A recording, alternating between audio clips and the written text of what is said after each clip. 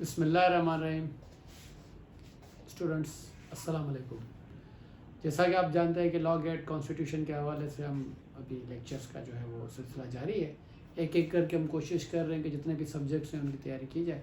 तो अब इस हवाले से जो इसमें लीडिंग केसेस हैं उनको छोड़ के बाकी जो आर्टिकल्स हैं उसमें जो है तीसरा पार्ट जो है हम आज कर रहे हैं। हम करेंगे कि हम 4 या 5 पार्ट्स के अंदर इसको कंप्लीट कर लें। हमने पहले जो है वो इसकी इंट्रोडक्शन और 1 से लेकर 7 फिर 14 फिर उससे लेकर 40 ये सारे आर्टिकल्स जितने भी थे हमने कवर किए थे, जिसके अंदर हमने फंडामेंटल राइट्स और प्रिंसिपल ऑफ पॉलिसीज़ दोनों के ऊपर जो है वो लेक्चर दिए थे। अब हम जो बात करेंगे वो हम बात कर रहे हैं आर्टिकल 50 से लेकर आर्टिकल 89 तक। अब आप इसमें देखें जो इससे रिलेटेड है अपना आर्टिकल 50 से पहले फेज में वो है आपका पार्लियामेंट, जिसको मजलिस शूरा कहा जाता है। अब इसमें इसके आर्टिकल जो है मुख्तलिफ आ रहे हैं 61 तक और उसके बाद आपके प्रोविजंस टू मेंबर्स आ रहे हैं। अब हम अगर 50 से लेकर 61 तक इसको देखें तो इसमें आपको पहले यह समझना है कि पार्लियामेंट या मजलिस शूरा जो है, जिसका कॉन्स्टिट्यूशन नेम ये है, वो क्या होती है और किन चीज़ों पर मुश्तमिल होती है। मजलिस शूरा जो है वो 3 कंपोनेंट्स पर मुश्तमिल होती है। एक होता है उसका नेशनल असेंबली, दूसरा होता है सेनेट और तीसरा होता है प्रेसिडेंट। मतलब आपने ये चीज़ें अंडरस्टैंड करनी है। MCQs जो आते हैं वो इसी किसी न किसी तरीके से आपसे ये पूछा जा सकता है कि कितने हाउसेज है उसके अंदर। इसको upper house and lower house भी कहा जाता है। नेशनल असेंबली जो है वो लोअर हाउस होती है, सेनेट जो है वो अपर हाउस होता है और उसके बाद जो है प्रेसिडेंट। ये ट्राइकोमा होता है। 3 जो है कंपोनेंट्स मिलके आपकी एक मजलिस शूरा या पार्लियामेंट बनाते हैं। अब इसके अंदर आप देखेंगे कि तरीक़ेकार क्या होता है, मेंबर्स कैसे होते हैं, उनकी एज कैसे होती है, उनकी वोटिंग कैसे होती है, उनकी ड्यूरेशन क्या होती है, ये सारे हम इसको कंबाइन करके जो है वो पढ़ लेते हैं। एक एक आर्टिकल को सेपरेटली मैंने लिख तो दिया है आपकी सहूलत के लिए ताकि थोड़ा सा आप देख लें, लेकिन इसमें क्योंकि इंटररिलेटेड है तो हम इसको ज़रा कंबाइन करके जो है वो स्टडी करते हैं। अब इसमें आप देखेंगे जो पार्लियामेंट का तरीक़ेकार है वो, क्योंकि हमारा जितना भी कानून साजी होती है वो पार्लियामेंट के थ्रू होती है। तो पार्लियामेंट एक सुप्रीम जो है वो इंस्टीट्यूशन है पाकिस्तान का, जो आपके 3 मैंने जैसे आपको बताया कंपोनेंट्स हैं उसके, national assembly, senate and president. अब जो नेशनल प्रेसिडेंट क्योंकि आपके कोर्स में नहीं है तो इसलिए हमने उसको स्टडी नहीं किया है, लेकिन जो नेशनल असेंबली है उसमें जो है आपके क्वालिफाई करने के लिए या उसका मेंबर बनने के लिए, MNA बनने के लिए जो है वो उसकी एज जो है वो कम से कम 25 साल होनी चाहिए। जैसे वोट देने के लिए उम्र 18 साल होनी चाहिए और MNA का इलेक्शन लड़ने के लिए उसकी एज जो है 25 साल होनी चाहिए। फिर उसका पाकिस्तानी होना लाजमी है, he should be the citizen of Pakistan. और उसका वोटर लिस्ट के अंदर, इलेक्टोरल वोटर लिस्ट के अंदर नाम होना भी ज़रूरी है। किसी ना किसी पाकिस्तान के इलाके के अंदर उसका कहीं ना कहीं वोटर लिस्ट के अंदर नाम होना ज़रूरी है, फिर वो इलेक्शन लड़ सकता है। ये लाजमी नहीं कि जिस इलाके में उसका नाम हो उसी इलाके से जो है वो इलेक्शन कॉन्टेस्ट करे। इलेक्शन पाकिस्तान के किसी भी इलाके से कॉन्टेस्ट कर सकता है बशर्त के प्रोपोजर एंड सेकेंडर उस इलाके से हों। बाकी उसका किसी न किसी इलाके के अंदर वोट का दर्ज होना जो है वो ज़रूरी है। अब इसका जो ड्यूरेशन होता है असेंबली का वो होता है 5 साल। 5 साल में जो है ये असेंबली का ड्यूरेशन एक्सपायर हो जाता है। ये ड्यूरेशन जो स्टार्ट होता है वो जिस दिन इलेक्ट होने के बाद प्रोसीजर ये होता है कि वोटिंग होती है, फिर काउंट हो गए, इलेक्शन के बाद वो इलेक्ट हो गया, उसका फिर आप नोटिफाई कर दें, फिर ऑफिशियल गज़ट में आ जाए। जिस दिन उनकी ओथ होती है, ओथ से लेकर 5 साल जो है वो ड्यूरेशन ऑफ असेंबली काउंट किया जाता है। तो असेंबली का जो ड्यूरेशन होता है वो 5 ईयर्स होता है from the date of the oath taken by the members. उसके बाद आप देखेंगे पहले ही जैसे सिटिंग होती है अपना असेंबली की, उस असेंबली के अंदर वो स्पीकर एंड डिप्टी स्पीकर जो है वो इलेक्ट करते हैं। On the very first meeting of national assembly they elect speaker and deputy speaker. अपने ही मेंबर्स में से, नेशनल असेंबली के मेंबर्स में से एक को स्पीकर जो है वो इलेक्ट किया जाता है और एक को deputy speaker by the way of election. वो इलेक्शन करते हैं उसके अंदर, और उसमें स्पीकर और डिप्टी स्पीकर, क्योंकि जितनी भी कार्रवाई होती है नेशनल असेंबली की वो स्पीकर या डिप्टी स्पीकर जो है वो रन करते हैं। स्पीकर रन करता है, स्पीकर अगर ना हो, किसी वजह से मौजूद नहीं है, पाकिस्तान से बाहर है या किसी और रीज़न की वजह से वो अगर सिटिंग अटेंड नहीं कर सकता, तो डिप्टी स्पीकर जो है वो स्पीकर का चार्ज लेगा और एज स्पीकर बन के वो मजलिस शूरा की जो सिटिंग होगी, जो उनका सेशंस होगा, उसको जो है प्रेसिड करेगा। इन केस अगर डिप्टी स्पीकर भी नहीं है तो कोई भी मेंबर MNA जो है मौजूद हो वहाँ पर, वो मेजॉरिटी अगर उसको कहते हैं जी आज कार्रवाई जो है ये हमारे मेंबर जो है वो स्पीकर बन के करेंगे, तो उस दिन के लिए, पर्टिकुलर दिन के लिए वो मेंबर जो है नेशनल असेंबली वो स्पीकर बन के जो है वो कार्रवाई प्रोसीड करेंगे। जितनी भी कार्रवाइयाँ होती हैं वो by the order of the speaker होती हैं। फिर आप देखेंगे summoning and propagation of Majlis Shura, ये पावर होते हैं प्रेसिडेंट के पास। वो जो है इनको समन करता है और इनका जो सेशंस है उसको जो है वो कॉल करता है और उनकी सिटिंग्स जो है वो करता है। ये अगर कभी ज़रूरत होती है तो बाय वे ऑफ जो है वो रेजोल्यूशन या एप्लीकेशन जो मूव की जाती है बाय द मेंबर्स के हम चाहते हैं कि ऐसी कोई सेशंस बुलाया जाए, लेकिन ये जो इख्तियार आते हैं ये प्रेसिडेंट के पास होते हैं किसी को भी करने के लिए। और कोई भी देखें इसमें जो कोरम है, कोई भी वोटिंग हो अपना असेंबली के अंदर किसी भी हवाले से, तो जो वहाँ पर जितने मेंबर मौजूद होते हैं उनमें सादा अक्सरियत जो है वो किसी भी चीज़ को अगर वोट करती है तो वो उसमें चीज़ जो है वो उनके फेवर में पास हो जाती है, वो कानून का हिस्सा बन सकती है। लेकिन उसके लिए एक शर्त है कि उसके लिए कोरम होना लाजमी है। कोरम क्या होता है कि मिनिमम नंबर ऑफ पर्सन्स। देखिए यहाँ पर एक चीज़ समझनी है, असेंबली में वोटिंग के लिए टोटल नंबर ऑफ सीट्स का होना ज़रूरी नहीं है। एक तो ये है कि जी मिसाल 342 सीट्स हैं इस वक्त, या आगे चल के 336 सीट्स है, जो भी सूरत हाल है, और उसमें से अगर सारे लोग हो और या सादा अक्सरियत जो है वो 336 या 342 के हिसाब से की जाए, तो ऐसा नहीं है। बल्कि उनकी करने के लिए जो है वो कम से कम जो है वहाँ पर जितने लोग मौजूद हैं उनमें से अगर सादा अक्सरियत जो है उसको अगर कर लेते हैं, मिसाल 100 लोग मौजूद है, 150 लोग मौजूद है, जितने भी मौजूद हैं वो अगर उसमें सादा अक्सरियत से वो कर लेते हैं तो वो उसके हक में हो जाएगा। लेकिन कोरम कहता है कि कम से कम 25 जो है %, 1/4 जो है लोगों का, मतलब मेंबर्स का वहाँ पर होना लाजमी है। 1/4 मेंबर्स का असेंबली में उसके सेशंस को चलाने के लिए कोरम का होना लाजमी है। अगर कोई भी बंदा पॉइंट आउट करता है कि कोरम मुकम्मल नहीं है तो वो सेशंस जो है वो एडजर्न हो जाएगा on the basis of quorum पूरा नहीं है।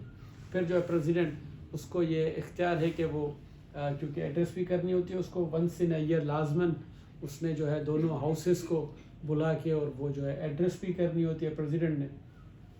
फिर आपका आता है राइट टू स्पीक इन मजलिस शूरा, कि किस किस को हक है अपना मजलिस शूरा में बात करने का। देखें इसमें हक जो है वो प्रेसिडेंट को है, प्राइम मिनिस्टर को है, फिर आपके जो फेडरल मिनिस्टर्स हैं उनको हक है, फिर जो आपके स्टेट मिनिस्टर्स हैं उनको हक है, या फिर आपका जो अटॉर्नी जनरल है उनको हक है। ये जितने भी लोग हैं इनको पार्लियामेंट मजलिस शूरा के अंदर बात करने का जो है वो राइट हासिल है, ये बात कर सकते हैं। बाकी जो चीज़ें हैं वो उनको उस तरीके से राइट नहीं है जैसे इनको राइट है all the time in the Majlis Shura ये जो है बात कर सकते हैं। उसमें आपने देखा कि president, prime minister, federal ministers, state ministers और attorney general. Like attorney general जो है वो मेंबर नहीं होता नेशनल असेंबली का, लेकिन क्योंकि वो फेडरल गवर्नमेंट को रिप्रेजेंट करता है तो उसको भी कॉन्स्टिट्यूशन के अंदर राइट टू स्पीक दिया गया है कि वो पार्लियामेंट के अंदर बात करे। और फिर डिसोल्यूशन ऑफ नेशनल असेंबली 58, ये भी काफ़ी जो है वो अहम आर्टिकल रहा है और इसकी बड़ी एक अहमियत रही है। इसके अंदर भी टूट फूट होती रही है। देखिए इसमें जो है डिसोल्यूशन के इख्तियार जो हैं वो है अपना प्राइम मिनिस्टर के पास, डिसॉल्व करने के करेगा कौन? प्रेसिडेंट, लेकिन with the advice, on the advice of prime minister, क्योंकि प्राइम मिनिस्टर एक इलेक्टेड जो है रिप्रेजेंटेटिव है सारे मेजॉरिटी के हवाले से, क्योंकि उसको मेजॉरिटी ने जो है वो इलेक्ट किया है द प्राइम मिनिस्टर। अगर वो चाहता है कि असेंबली डिसॉल्व हो तो वो लिख कर दे सकता है प्रेसिडेंट को कि जी मैं चाहता हूँ अब असेंबली जो है वो नहीं चल सकती, या जो भी रीज़न हो उस पर प्रेसिडेंट ने जो है उसको कर देना है डिसॉल्व। अगर 48 घंटे के अंदर प्रेसिडेंट कोई भी ऑर्डर पास नहीं करता डिसॉल्व करने का तो 48 घंटे के बाद ऑटोमेटिकली वो असेंबली डिसॉल्व हो जाएगी। इस पर प्रेसिडेंट के पास इख्तियार नहीं है कि वो इनकार करे। ये जैसे ही एडवाइस जाएगी प्रेसिडेंट ने उसको असेंबली को डिसॉल्व कर देना। या तो ये 5 साल अपना पूरा कर ले टेन्योर, तब डिसॉल्व हो जाती है ऑटोमेटिकली, अगर नहीं तो फिर प्राइम मिनिस्टर लिख कर भेजेगा अगर टेन्योर कंप्लीट होने से पहले, तो प्रेसिडेंट ने जो है उसको डिसॉल्व करना है एडवाइस पर। इसमें एक और चीज़ बड़ी अहम है कि अगर उस प्राइम मिनिस्टर के खिलाफ अदम एतमाद की जो है वो आ गई है रिक्वेस्ट, या उसके खिलाफ अदम एतमाद की तहरीक शुरू हो रही, या कोई सी रिक्वेजिशन आ चुकी है, तो वो प्राइम मिनिस्टर डिसॉल्व नहीं कर सकता। इसकी एक लॉजिकल वजह है कि जिस प्राइम मिनिस्टर के खिलाफ अगर हाउस चाह रहा है कि जी ये अब प्राइम मिनिस्टर नहीं रह सकता, इसको वोट की ज़रूरत है और हम इस पर वोट नहीं रख रहे, और वो कहे जी चलो मुझे निकाल रहा, मैं सबको निकाल देता हूँ असेंबली डिसॉल्व करके। इसलिए कॉन्स्टिट्यूशन कहता है कि अगर किसी भी प्राइम मिनिस्टर के खिलाफ वोट ऑफ नो कॉन्फिडेंस जो है या अदम एतमाद की तहरीक अगर आ गई है, कोई ऐसी रिक्वेजिशन आ गई है, तो फिर वो असेंबली डिसॉल्व नहीं कर सकता। फिर इसके अंदर 58(2) भी था, बड़ा अहम चला, क्योंकि इसको मैं समझता हूँ कि 8th अमेंडमेंट के तहत जो है पहले लाया गया था 58(2) को, फिर 13th अमेंडमेंट में जो है वो ख़त्म कर दिया गया, फिर 17th अमेंडमेंट के अंदर लाया गया, फिर 18th अमेंडमेंट में ख़त्म किया गया। उसके अंदर क्या था इस वक्त नहीं है। उस वक्त में क्या इख्तियार थे कि प्रेसिडेंट बगैर किसी प्राइम मिनिस्टर की एडवाइस के जब भी उसको महसूस हो वो खुद अपनी मर्जी से जो है वो असेंबली डिसॉल्व कर सकता था, और ये होता रहा। जैसे मैंने आपको कहा ना 8th जो अमेंडमेंट थी उसके तहत उसको इख्तियार दिए गए, फिर 13 अमेंडमेंट के तहत ख़त्म किए गए, फिर 17 में दिए गए, फिर 18 में। उसमें यह होता था कि ऐसा अपने मुल्क में हुआ है कि प्रेसिडेंट ने जो है हुकूमतें ख़त्म की हैं, उसके पास इख्तियार होते थे, बात समझ नहीं आई या किसी और वजह से उन्होंने जो है वो ख़त्म किए। फिर आपका आ जाता है senate. Senate is the upper house of the parliament. Senate क्या होता है? अब सेनेट को समझने के लिए मैंने जानबूझ के पार्लियामेंट के अंदर कुछ चीज़ें जो है वो छोड़ी थी, मैंने कहा एक साथ उनको आपको समझाएंगे। पार्लियामेंट के अंदर देखें असल में चीज़ें क्या देखनी है आपने, सीट्स कितनी है ना। अब ये जो बनती है मजलिस शूरा नेशनल असेंबली, और फिर मतलब 51 के अंदर और फिर 59 के अंदर आपका जो है वो सेनेट आता है। अब आपने देखना है कि नेशनल असेंबली के अंदर कितनी सीट्स हैं। नेशनल असेंबली जो है वो प्रोविंसेस के ऊपर है। अब इसके अंदर भी कुछ अमेंडमेंट्स आ गई हैं। जैसे नेशनल असेंबली के अंदर इस वक्त हमारे पास 342 सीट्स हैं, लेकिन अब जो नई अमेंडमेंट के तहत क्योंकि फाटा जो है वो अब वापस जो है वो पार्ट हो गया है अपना केपी का, तो अब हमारे पास टोटल सीट्स बचती है 336 जो अगले इलेक्शन होंगे। लेकिन इस वक्त जो मौजूदा सूरत हाल है नेशनल असेंबली की वो है 342 पे। अब 342 की सीट्स पे जो है 60 सीट्स जो हैं वो आपकी हैं reserve seats for the women, 10 seats जो हैं वो reserve for the non Muslims, और बाकी जो 272 सीट्स हैं वो हैं आपकी जनरल सीट्स। जनरल सीट्स जैसे मैंने आपको बताया कि थ्रू वोटिंग होती है, और वो 25 साल बंदा होता है वो कर सकता है। उसको वोट करने के लिए जो है 18 साल का कोई भी नौजवान पाकिस्तान के अंदर जिसकी उम्र 18 साल हो और उसका पाकिस्तानी शहरियत हो और उसका जो है वो नाम वोटर लिस्ट के अंदर हो और उसको कोई अनसाउंड माइंड का सर्टिफिकेट ना हो, तो वो वोट कर सकता है। वो वोट करता है। ये डायरेक्ट इलेक्शन होते हैं। वो नेशनल असेंबली के लिए जैसे प्रोविंशियल है, क्योंकि इस वक्त हमारा टॉपिक नहीं था, हम उस पर नहीं पढ़ रहे, तो प्रोविंशियल या नेशनल असेंबली के लिए हर बंदा वोट कर सकता है। तो नेशनल असेंबली का जो सीट्स हैं उसमें आपकी 60 reserve seats for women, 10 reserve seats for the non Muslims, और 272 जो हैं वो जनरल सीट्स हैं। जनरल सीट्स को जो है डायरेक्ट वोटिंग के जरिए है। अब ये जो सीट्स हैं ये कैसे हैं, अलग अलग प्रोविंसेस के पास अलग अलग सीट्स हैं। That depends upon the population. अब जो नया बनेगा सिनेरियो उसके अंदर भी कुछ सीट्स कम हो रही हैं, कुछ सीट्स ज़्यादा होंगी। उसकी वजह यह कि पॉपुलेशन के ऊपर सेंसस के बेस पर है, तो कहीं पर पॉपुलेशन बढ़ी है, कहीं कम शो हो रही है, तो उस पर भी सीट्स का एक जो है वो इम्पेक्ट आएगा। लेकिन इस वक्त जो हमारे पास सूरत हाल है उस हिसाब से बात कर रहे हैं कि डिफरेंट प्रोविंसेस की डिफरेंट सीट्स हैं, जिसमें सबसे कम सीट्स जो हैं वो बलूचिस्तान की हैं, फिर केपी की हैं, फिर सिंध है और फिर पंजाब है। क्योंकि वहाँ पर पॉपुलेशन कम होने की वजह से वहाँ की जो सीट्स हैं नेशनल असेंबली की वो कम है, और उन सीट्स में भी जो है कुछ जनरल सीट्स और फिर इस हिसाब से जो है उनको मिलती है नेशनल अपना अपना वुमेन की रिजर्व के लिए और नॉन मुस्लिम के लिए। सेनेट में क्या है, सेनेट में इक्वल है। सेनेट के अंदर आपका 23 सीट्स हर प्रोविंस को दी हुई है, और फेडरल को जो है वो 4 सीट्स दी हुई है। इस्लामाबाद को फेडरल कैपिटल जो है हमारा टेरिटरी है। उसके अंदर 4 सीट्स है। अब ये क्यों बराबर है और ये क्यों अलग अलग है? नेशनल असेंबली इसलिए अलग अलग है, जैसे मैंने आपको कहा, that based on the population. Senate में बराबर इसलिए कि कानून साजी के लिए होता है, ये डिसॉल्व होती है, सेनेट डिसॉल्व नहीं होता, कंटिन्यूटी में रहता है। सेनेट क्योंकि कानून पास करने के लिए, इसलिए सेनेट के पास मुकम्मल तौर पे हर सूबे को इक्वलिटी की बेस पर जो है वो नुमाइंदगी दी गई है। चारों प्रोविंसेस को 23-23 के हिसाब से, और इस्लामाबाद को जो है वो या फेडरल कैपिटल एरिया को जो है 4 सीट्स दी गई है। इसका क्या था, इसका ड्यूरेशन 6 साल होता है, इसका ड्यूरेशन 5 साल होता है। सेनेट के अंदर जो है लेकिन इलेक्शन हर तीसरे साल होते हैं। विजडम ये कि हर तीसरे साल ड्यूरेशन सबका 6 साल है।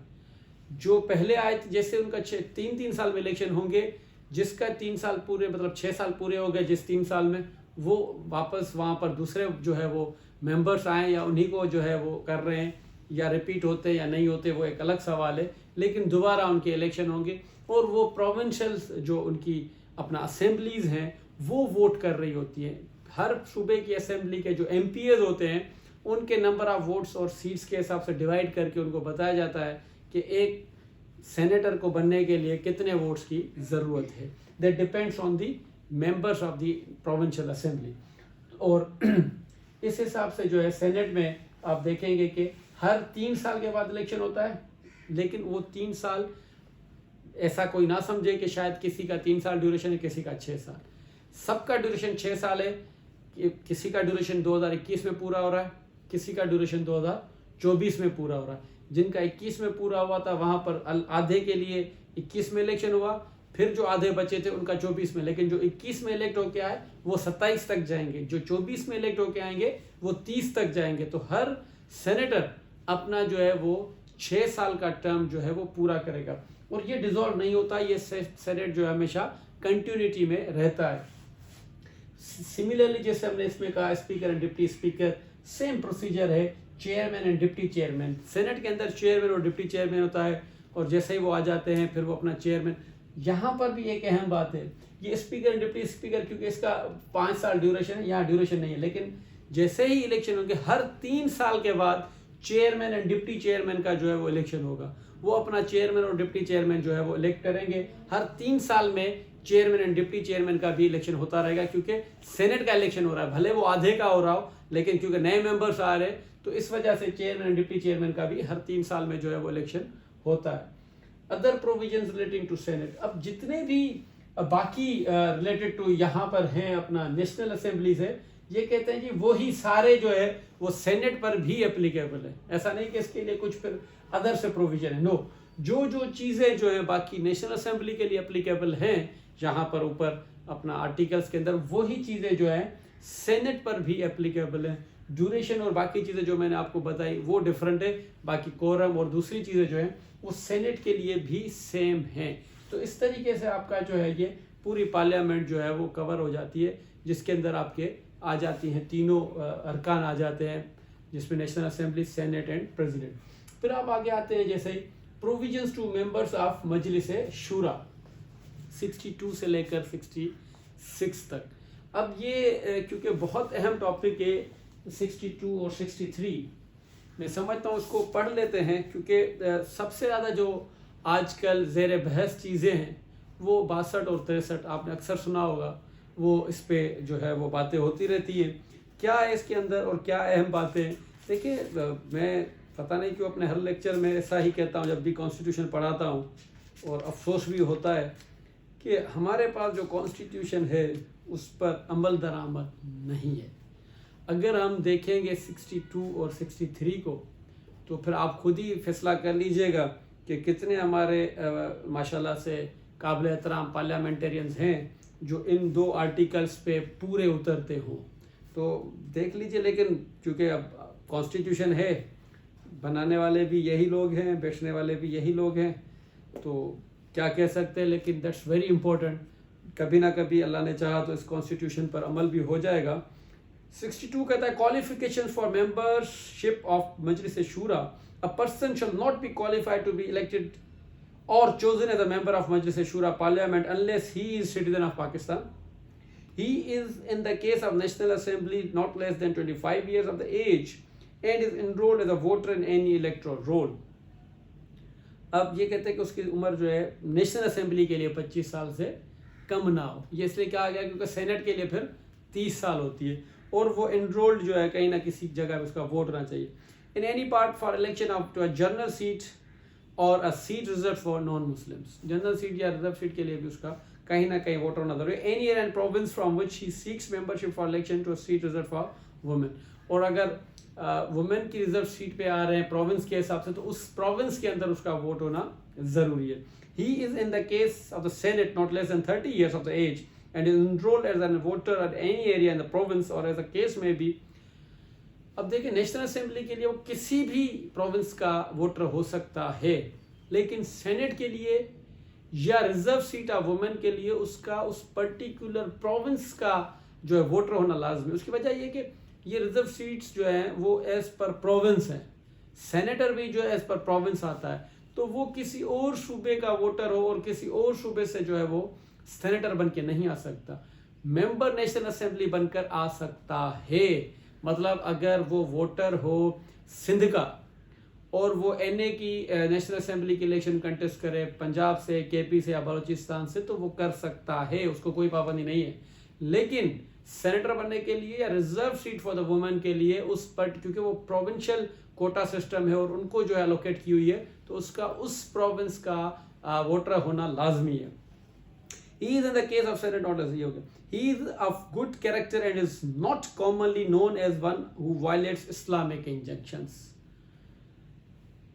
उसका कैरेक्टर होना बहुत अच्छा होना लाजमी है और अल्लाह के जो अहकामात हैं इस्लाम के उसको वो वायलेट ना करता हो।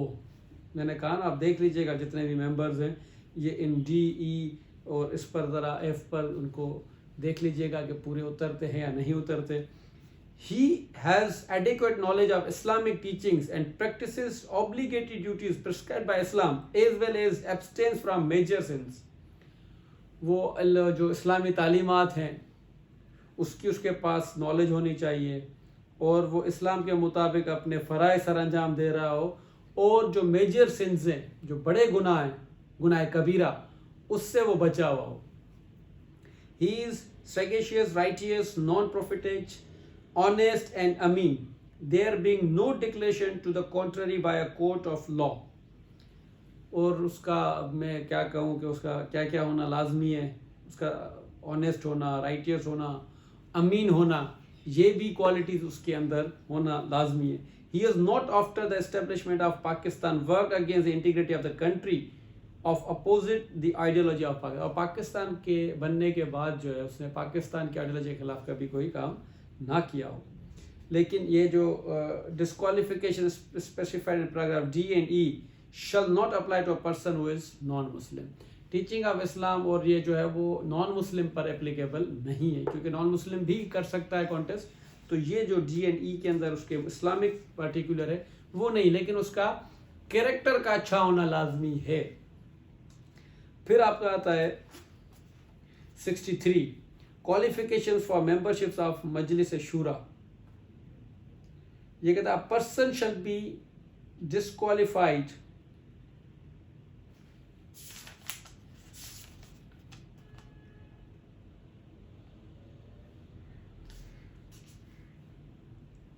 ये कहता है person shall be disqualified from being elected और chosen and as from being a member of Majlis Shura if he is of unsound mind and has been so declared by a competent court, or he is an undischarged insolvent, or he ceases to be citizen of Pakistan or acquires the citizenship of a foreign state।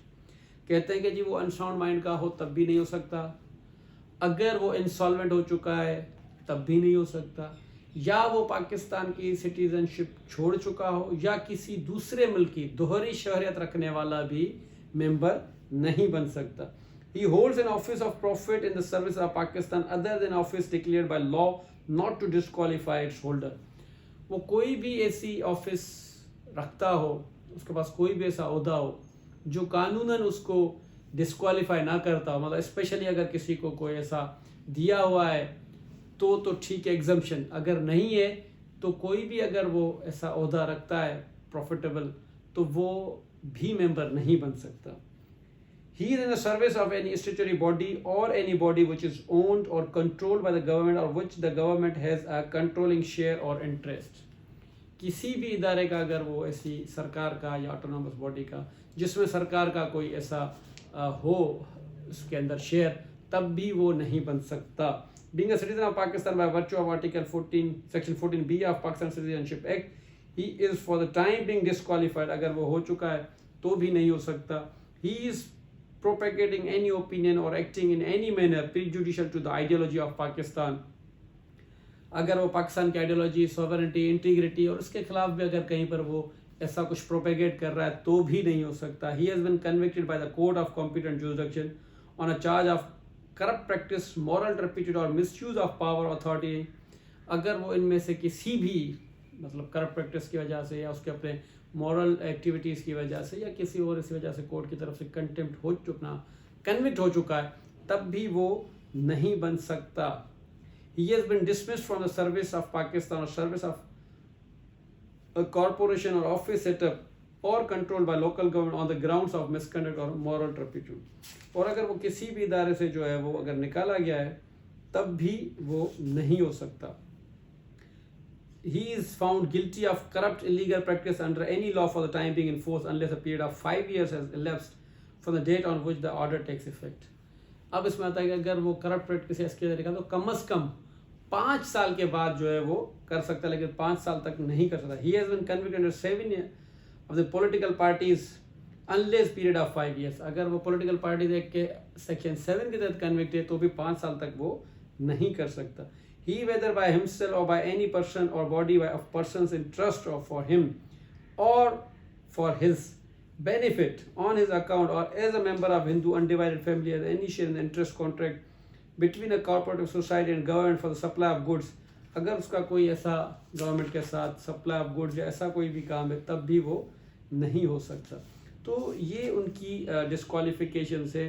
फिर इसके बाद 63A जो है वो भी add किया गया था, जो मैं समझता हूँ कि थोड़ा सा है टिपिकल लेकिन बड़ा अहम है आजकल के दौर में. क्योंकि पहले आपने सुना होगा कि जी फ्लोर क्रॉसिंग या एक स्लैंग लैंग्वेज में कहते हैं कि जी लोटा सियासत हो रही थी. अक्सर सियासतदान एक दूसरे के ऊपर ये इल्ज़ामात लगाते थे.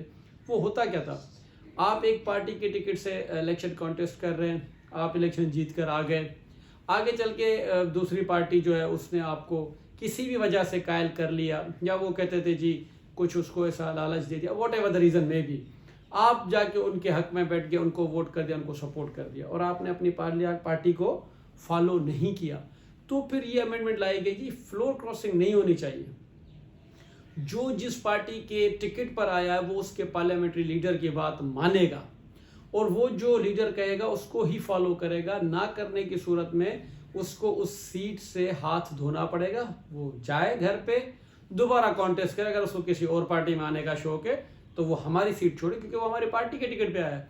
घर जाए, घर पे जाके दोबारा इलेक्शन कॉन्टेस्ट करे, जीत के आता है तो भले जीत के आए, लेकिन इस वक्त क्योंकि वो हमारे प्लेटफॉर्म पर जीत के तो वो नहीं जा सकता. तो ये कहता है if a member of parliamentary party composed of a single political party in a house resigns from membership of political party or joins another parliamentary party or votes or abstains from voting in the house contrary to any direction issued by the parliamentary party to which he belongs to in relation to election of the prime minister or the chief minister or vote of confidence or vote of no confidence or money bill or of constitution amendment bill, he may be declared in writing by the party head to have defected from the political party and the party head may forward a copy of the declaration to the presiding officer and the chief election commissioner. अब देखिए इसमें 2 किस्म के अल्फाज इस्तेमाल किए गए हैं. ये भी बड़ा अहम आजकल बहस रहा था जब पंजाब के इलेक्शन हो रहे थे और वो चौधरी बरादरन का एक मामला था और वो CM बन के आए. तो ये बड़ा एक अहम चीज़ रही है, पहले भी रही है, क्योंकि अक्सर ये कहते हैं कि जी अगर कोई बंदा रिज़ाइन करता है अपनी पार्टी से, पॉलिटिकल पार्टी से, जब इसमें देखिए लफ्ज़ एक पार्लियामेंट्री पार्टी, दूसरा है पॉलिटिकल पार्टी.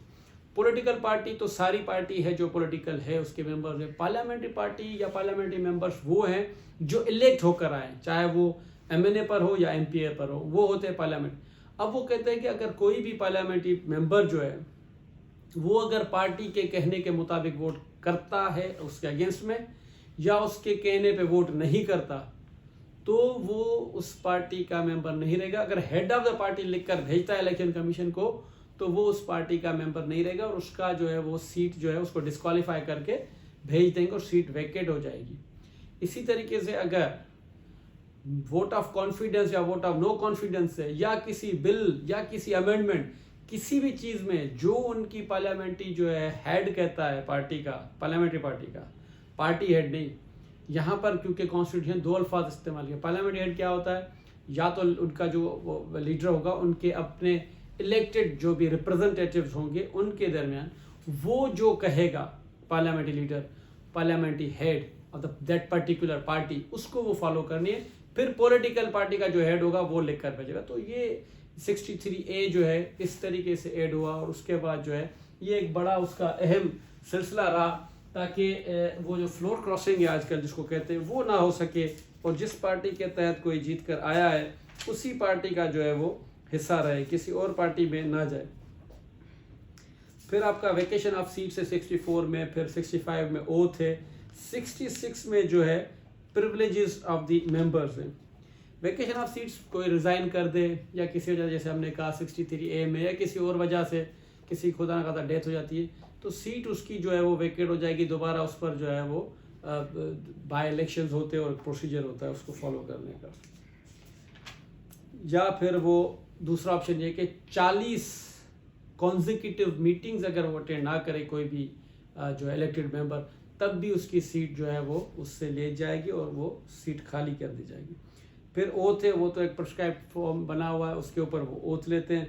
प्रिविलेजेस में ये कि आप जो है किसी भी अपना जो इनके पास पार्लियामेंट के अंदर गुफ्तगू होती है उसको आप इनकी अगर ना चाहें तो वो पब्लिक नहीं की जा सकती और उसको किसी भी कोर्ट में जो है वो चैलेंज नहीं किया जा सकता।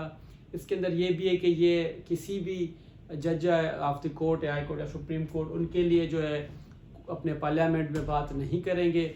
इसी तरीके से कोर्ट भी इनकी जो पार्लियामेंट के अंदर हो रही है गुफ्तगू उसको नहीं लाएं, क्योंकि एक चीज़ समझनी है कि पार्लियामेंट जो है वो असल में अल्फाज जो है वो दैट्स अ फ्रेंच वर्ड जिसका मकसद ही है गुफ्तगू करना। तो पार्लियामेंट ने अपने लिए जो लॉ बनाया उसके अंदर यही है और इनका जो है प्रिविलेज ये भी है कि ये खुद जो है लॉ बनाएंगे, रूल्स बनाएंगे कि इनको क्या क्या मिलना चाहिए, लेकिन जब तक नहीं बनता तब तक 73 से पहले जो भी इनको प्रिविलेजेस थे वो भी रहेंगे। ये अगर किसी से कोई एविडेंस, कोई डॉक्यूमेंट जो है वो मांगते हैं किसी भी इदारे, किसी भी बंदे से और उनकी कोई कमेटी है तो वो चेयरमैन के कहने पे लाजमन पेश करेगा। ना देने की सूरत में वो अपना सज़ा का जो है वो हो जाएगा और वो सज़ा जो है उसको कोर्ट देगी कि तुमने जो है हेड के कहने पे जो कमेटी बनी थी पार्लियामेंट की तरफ से उसके हेड पे कहने पे तुमने ये, क्योंकि मुख्तलिफ कमेटीज़ बनाते हैं ये पार्लियामेंट के अंदर और उसका पूरा प्रिविलेज है कि किसी से कोई भी डॉक्यूमेंट, कोई भी एविडेंस जो है वो कॉल करे और जिससे भी वो कॉल करेंगे वो देने का पाबंद है, चाहे वो इदारा हो या बंदा हो। They are bound to give them. और ना देने की सूरत में जो है वो अपना सज़ा के जो है वो हो जाएंगे लायबल और उनको सज़ा हो सकती है, लेकिन सज़ा वो जो है वो उनको कोर्ट देगी। और लेकिन अगर कोई ऐसी कॉन्फिडेंशियल चीज़ है जो नहीं दी जा सकती तो फिर किसी के पास राइट है कि वो कॉन्फिडेंशियल चीज़ जो है वो उनको ना दे।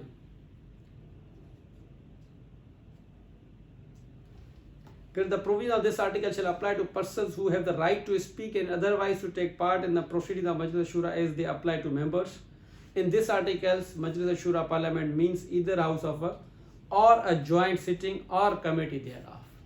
इसमें ये कहते हैं कि इधर हाउस मतलब हाउस में आपको बताया कि नेशनल असेंबली है, सेनेट है, दोनों हाउसेज है, उसका कोई मेंबर उस पर भी या उनकी तरफ से जो कमेटी बनाई जाए ये सारा प्रिविलेज हर किसी को हासिल है, उस कमेटी को भी हासिल है और इधर हाउस के इधर मेंबर को भी या जिसके पास राइट टू स्पीक है। जैसे मैंने आपको कहा अटॉर्नी जनरल, उसको भी ये प्रिविलेज हासिल है। हालांकि attorney general is not the member of either house, वो ईदर हाउस किसी का भी मेंबर नहीं है, लेकिन उसके बावजूद ये प्रिविलेज उसके लिए भी हासिल है। फिर आप कह जाते हैं प्रोसीजर जनरली, इसमें आप रूल्स ऑफ द प्रोसीजर है, restriction on discussion and Majlis Shura है, courts not to inquire into proceedings of Majlis Shura. अब देखिए इसमें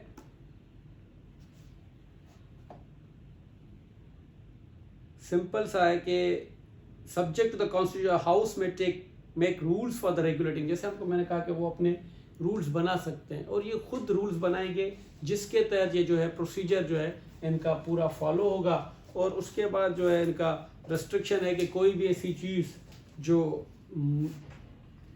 जज of the conduct of the जज ऑफ द सुप्रीम कोर्ट, जैसे मैंने आपको बताया, उसके लिए ये जो अगर ऑफिशियल ड्यूटी से बात कर रहा है उस पर ये बात नहीं कर सकते क्योंकि इनको आर्टिकल 68 मना करता है। फिर आर्टिकल 69 कहता है कि कोई भी कोर्ट इनको जो है वो नहीं बुला सकती। ये सारी चीज़ें मैंने आपको बता दी क्योंकि अब सही है या गलत है, कॉन्स्टिट्यूशन का हिस्सा है कि आप वो कहते हैं ना कि ना तुम मुझे बुरा कहो ना मैं तुम्हें बुरा कहूँ, तो ना ये सुप्रीम कोर्ट के जज को जो है उसके कंडक्ट पे बात कर सकते हैं और ना ही कोर्ट इनके जो है अगर अंदर कुछ चल रहे हैं सिलसिले तो उसको जो है वो कोर्ट प्रोसीडिंग्स में कॉल कर सकता है। लेकिन हो क्या रहा है कि जो प्रोसीडिंग्स हो रही हैं वो भी कोर्ट ने कॉल की, हमारे सामने एग्जांपल्स मौजूद हैं और ये अब इस वक्त क्या कर रहे हैं वो भी हमारे पास एग्जांपल्स मौजूद हैं कि ये कितना 68 और 69 पर जो है वो अमल पैरा है अपने प्रोसीजर पे जो इनके लिए जनरली प्रोसीजर। अब उसके बाद ये legislative procedure, that is very important. Legislative procedure क्या है? कानून साजी करना। कानून साजी बहस भी आजकल बहुत बड़ा है और इस पर बहुत सारी बातें हो रही हैं कि कानून साजी क्या है, कैसे होनी चाहिए और लॉ क्या कहता है, कॉन्स्टिट्यूशन क्या कहता है कि कानून साजी कैसे होनी चाहिए। देखें, कानून साजी जो है वो किसी भी बिल के थ्रू होती है। बिल पेश किया जाता है वो पार्लियामेंट करती है, पार्लियामेंट के इख्तियार हैं। दो किस्म की कानून साजी होती है, एक होती है फेडरल, एक होती है प्रोविंशियल। इस वक्त क्योंकि हमारा टॉपिक प्रोविंशियल नहीं है इसलिए मैं उस पर बात नहीं कर रहा, हम फेडरल पे बात कर रहे हैं कि फेडरल के अंदर कैसे होता है। ये लेजिस्लेटिव प्रोसीजर के अंदर ये होता है कि किसी भी हाउस में, अच्छा इसके अंदर 3 पार्ट हैं, हम इसको थोड़ा सा और डिफाइन कर देते हैं। 3 किस्म के कानून होते हैं। एक होता है ऑर्डिनरी लॉ, एक होता है money bills, ordinary bill, money bills और कॉन्स्टिट्यूशनल अमेंडमेंट बिल्स। 3 किस्म के बिल्स होते हैं ना।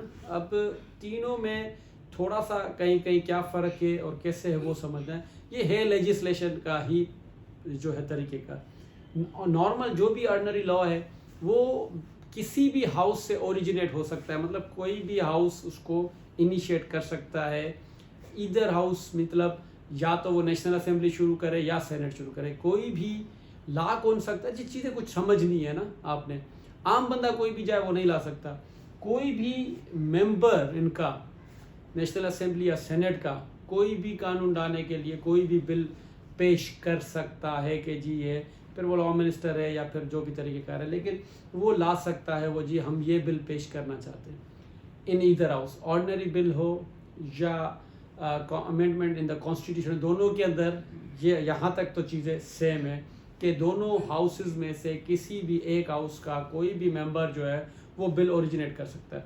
फिर क्या होना है, फिर उसने जो है अगर ऑर्डिनरी बिल है तो वहाँ पर मौजूद सादा अक्सरियत के लोग उस बिल को पास करेंगे, चाहे वो सेनेट हो या नेशनल असेंबली हो। जिस भी एक हाउस से वो पास होगा फिर दूसरे हाउस की तरफ वो जो जाएगा, फिर दूसरे हाउस से अगर पास होता है तो फिर प्रेसिडेंट के पास जाएगा। प्रोसीजर ये है कि कोई भी एक हाउस उसको ओरिजिनेट करके इनिशिएट करेगा, अगर वहाँ से पास हो जाता है तो दूसरे हाउस में जाएगा, दूसरे हाउस से भी पास हो जाता है तो फिर प्रेसिडेंट के पास जाएगा। अब क्या क्या फ़र्क है, कहाँ कहाँ कैसे, ये थोड़ा समझना है।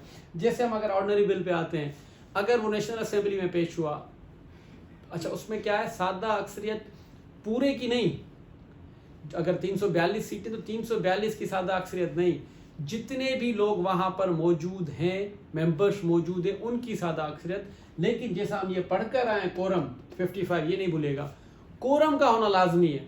मतलब कम अज़ कम अगर 25% से ज़्यादा मेंबर्स मौजूद हैं किसी भी हाउस में, और अगर वो सादा अक्सरियत से किसी भी बिल को पास करते हैं तो वो बिल पास हो जाएगा, पूरे का नहीं। मतलब अगर 100 लोग भी मौजूद है, 50 उसमें से 51 अगर पास कर देते, उसके फेवर में कर देते तो वो सादा अक्सरियत हो गई।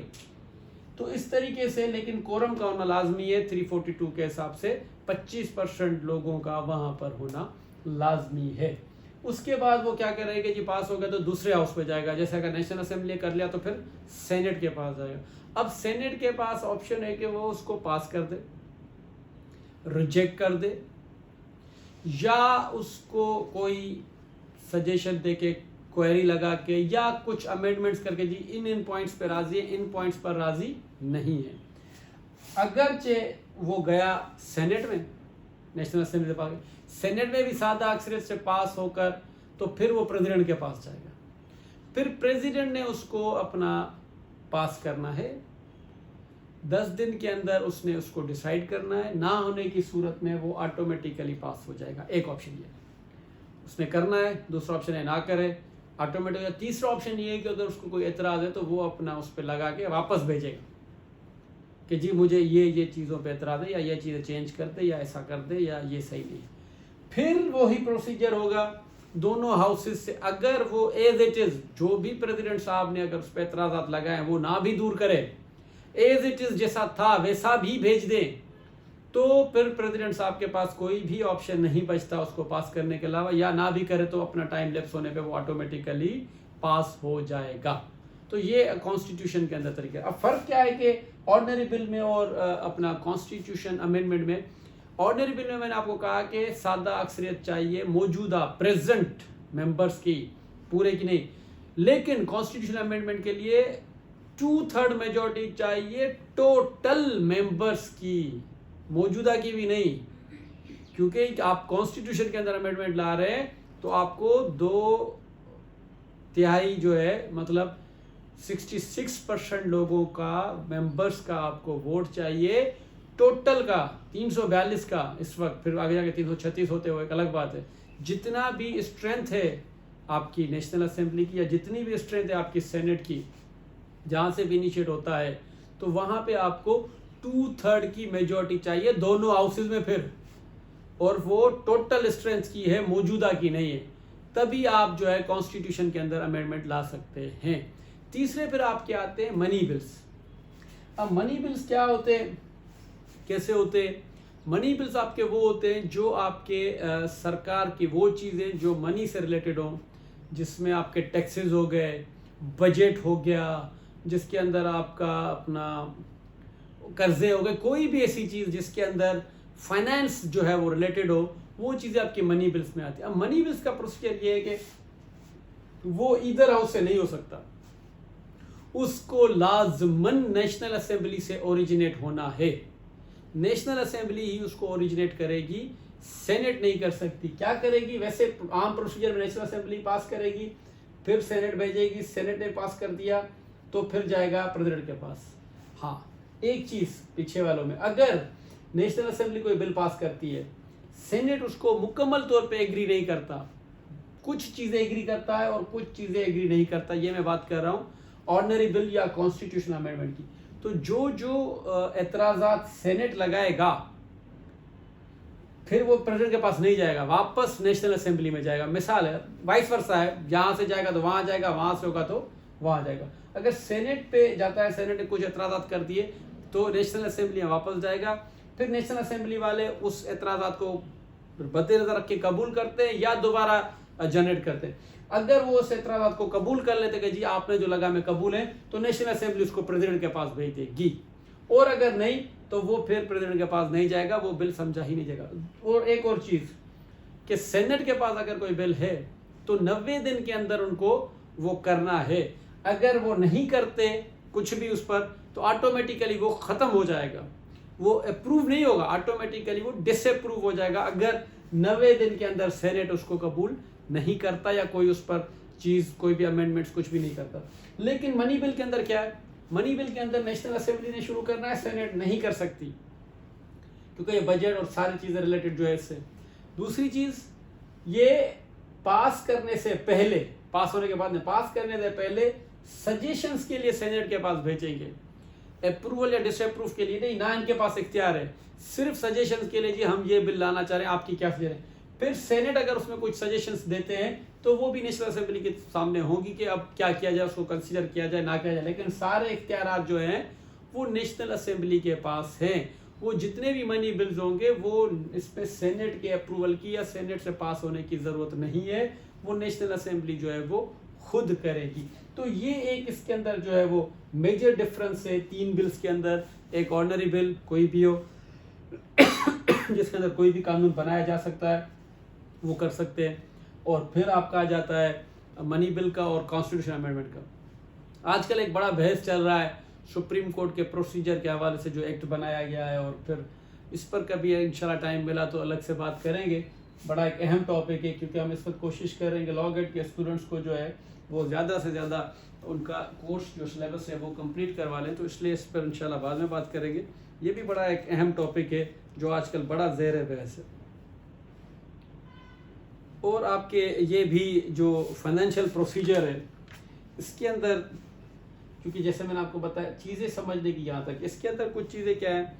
Federal consolidated fund and public account, all revenues received by the federal government, all loans raised by the government and all monies received by it in repayment of any loan shall form part of consolidated fund to be known as the federal consolidated fund. All other money received by or on behalf of the federal government or received by or deposited with the Supreme Court or any other court established under the authority of the Federation. फिर आपका 79 custody of federal consolidated fund and public account. ये कह रहे हैं जी जितने भी federal consolidated fund है या पब्लिक अकाउंट है, जो भी रेवेन्यूज़ आपके रिसीव होते हैं, फिर वो फेडरल गवर्नमेंट को हो या सुप्रीम कोर्ट को, वो आपके इसमें जो है वो शामिल होते हैं। फिर क्या कस्टडी किसके पास है? Custody of the federal consolidated fund, the payment of monies into that fund, the withdrawal of monies therefrom, the custody of other monies received by और on behalf of the federal government, their payment into and withdrawal from the public account and the federation and all matters connected with or ancillary to the matters aforesaid shall be regulated by the act of Majlis Shura or until provision as that behalf is made. Annual budget statement, फिर इसमें आपका जो annual budget आता है, ये simple जितने भी आपके रेवेन्यूज़ हैं, लोन्स हैं, या और भी जितनी भी पब्लिक अकाउंट्स के अंदर मनी की रेल पेल होती है, उसके हवाले से है कि जो भी एक्ट बनाएगा पार्लियामेंट उसको इख्तियार है वो बनाएगा। क्योंकि इसमें जितने भी देखें ना मनी बिल्स का, मैंने आपको बताया कि सेनेट का नहीं, लेकिन उसमें नेशनल असेंबली करेगी विद दी कंसेंट और with the suggestion of the federal government, क्योंकि ये सारा फेडरल गवर्नमेंट से होता है। तो वो सारी फेडरल गवर्नमेंट जो भी होती है, फेडरल गवर्नमेंट मीन्स कैबिनेट ना, वो करती है federal government, cabinet that can not be done by the senate. उसमें कैबिनेट का काम होता है फेडरल गवर्नमेंट का, वो उसके अंदर अपना इनपुट दे रहे होते हैं।